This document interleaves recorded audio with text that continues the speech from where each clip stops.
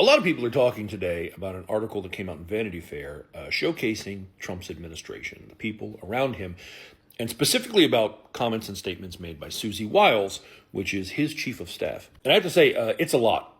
Brian did a great job of breaking down some of the highlights. I'm going to try as quickly as possible to run through them with you now. First up, Wiles said that she has read the Epstein documents and acknowledged that Trump's name is in them, no duh. She said she urged Trump not to pardon the most violent January 6 rioters.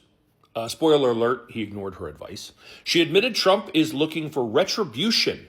When there's an opportunity, he will go for it. She tried to convince Trump to stop score settling against political enemies after 90 days in office. That effort failed because Trump's desire for retribution never stopped. But again, with the Epstein files, Wiles directly contradict Trump's claim about Bill Clinton, stating there is, quote, no evidence, close quote, Clinton ever visited Jeffrey Epstein's private island. And this next one in particular is something people have been focusing on. She described Trump as having an alcoholic's personality.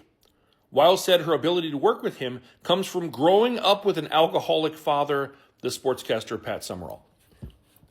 She said he's like dealing with an alcoholic, only he's not an alcoholic.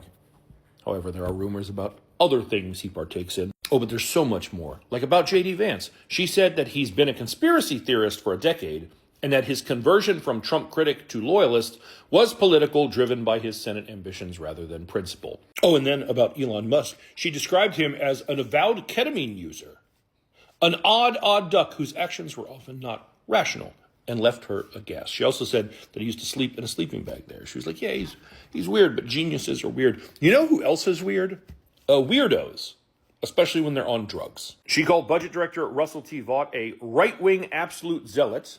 She defended USAID, saying that anyone who has paid attention to government knows they do very good work. She said attorney Pam Bondi completely whiffed the handling of the Epstein files, explaining, first she gave binders full of nothingness, then she claimed the witness list or client list was on her desk. There is no client list, and it sure as hell wasn't on her desk. Regarding immigration, she said the administration needed to look harder at deportations to avoid mistakes, referring to two mothers who were arrested and deported with their children after voluntarily attending routine immigration meetings. Wiles said, I can't understand how you make that mistake, but somebody did. She also said she tried unsuccessfully to get Trump to delay major tariffs, citing a huge disagreement among his advisors, and Wiles summed up Trump's governing mindset this way. He operates with the belief that there is nothing he can't do.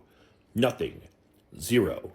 Nothing. She also said he really has no idea how smaller departments within the government work, like USAID. He has no clue how any of that is. He seems to just be focused on his little retribution and, of course, making his friends richer. Now, today, the White House is not happy about this. They're issuing statements. They're upset. They're calling it a hit piece. Susie Wiles herself freaks out over her own quotes about Trump and his team. Only here's the thing. I don't buy this. I don't buy this at all because Susie Wiles is not dumb. And on top of that, she did not one, not two, or four. She did 17 interviews for this article. Apparently, in the beginning, there were times she was with Donald Trump, and she said, I have to go. I have an emergency to attend to. And he'd be like, what is it? And she'd be like, it doesn't concern you. Nothing for you to worry about. The emergency was for her to get to her next appointment for an interview.